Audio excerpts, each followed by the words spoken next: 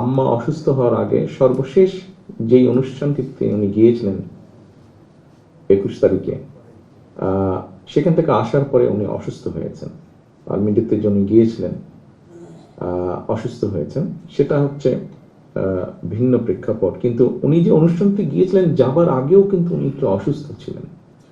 ওনাকে ডাক্তাররা কয়েকবার বলেছিলেন যে ম্যাডাম মনে হয় না গেলে বোধহয় ভালো হয়, কিন্তু ওই অসুস্থ শরীরেও উনি ওনার মনের সর্বোচ্চ শক্তি, ওনার এই অসুস্থ শরীরের সর্বোচ্চ শক্তিকে এক করে ওই অনুষ্ঠানটিতে উনি গিয়েছিলেন।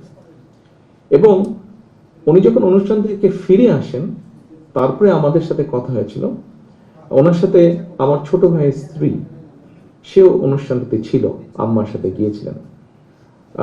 ওর কাছে যেটা শুনেছি, ও যখন কথা প্রসঙ্গে আমরা যখন রাতে গল্প করছিলাম সবাই, এরকম জুমে আমরা যখন কথা বলছিলাম, তখন আমার ছোট ভাই স্ত্রী স্মৃতি বলছিল যে আম্মা অনুষ্ঠানে যাওয়ার সময়, মানে যতক্ষণ ওখানে ছিলেন এবং উনি ফিরে আসার পরে মানসিকভাবে উনি এতটা বুস্ট আপ ছিলেন, মানে ওনার মনেই হচ্ছিল না যে উনি অসুস্থ একজন মানুষ।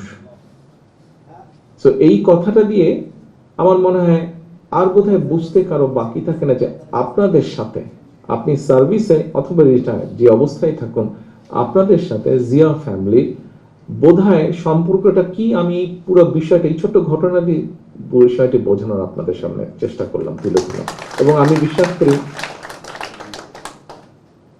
বিশ্বাস করি যে এই ঘটনার মাধ্যমে আপনারা বুঝতে পেরেছেন, যারা এই ঘরে আছেন, যারা আপনাদের থেকে শুনবেন অথবা অনলাইনে যারা দেখছেন, সবাই বোধহয় বিষয়টি বুঝতে পারবেন উনি কতটা মানে ওনার মনটা কোন জায়গায়, মনটা কোথায় ওনার আছে, উনি কিভাবে দেখেন পুরো ডিফেন্সকে, বাংলাদেশের সেটি আর্মি হোক, নেভি হোক, এয়ারফোর্স হোক, পুরো ডিফেন্সটাকে উনি কিভাবে দেখেন।